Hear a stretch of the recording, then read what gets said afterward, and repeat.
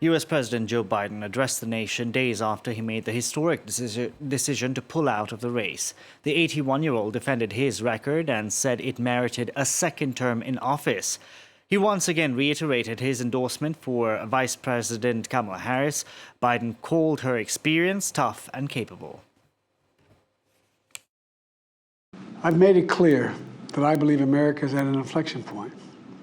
One of those rare moments in history when the decisions we make now will determine our fate of our nation and the world for decades to come. The great thing about America is here, kings and dictators do not rule, the people do. History is in your hands. Now, for more on Biden's speech, here's Fraser Jackson reporting from Washington.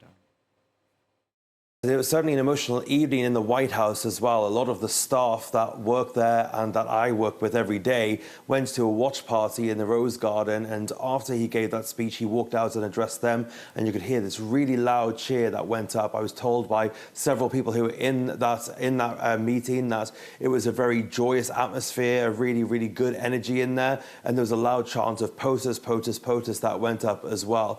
But obviously that came after the speech, which was somewhat somber, but also poignant and cheerful as well. It was basically a chance for Joe Biden to defend his record of his presidency thus far, but also describe his vision for the future, the next 6 months, the final 6 months of his presidency, and also to begin to lay out his legacy, as it were.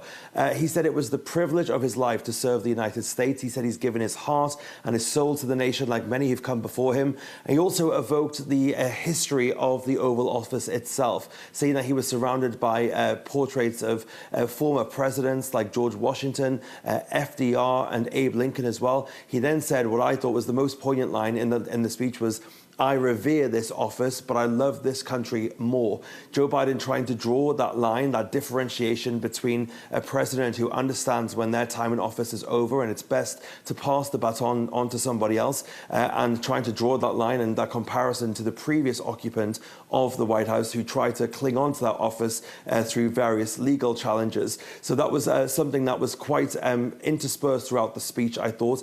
He said about Donald Trump, the defense of democracy is more important than any title. I draw strength and find joy in working for the American people. Nothing can come in the way of saving our democracy, including personal ambition. Note, he never actually mentioned Trump by name, but he did go on to say that he thought Kamala Harris was the best person for the job. He said that Kamala was experienced, tough, and capable. And then there was another slight bar about Donald Trump thrown in towards the very end of that speech where he said, "The great thing about America is here, kings and dictators do not rule, the people do." He said the idea of America lies in your hands. So it was a real kind of idea of a signing off of this great statesman. That was the kind of the vision that his team wanted to portray with this fourth and arguably final Oval Office address from Joe Biden.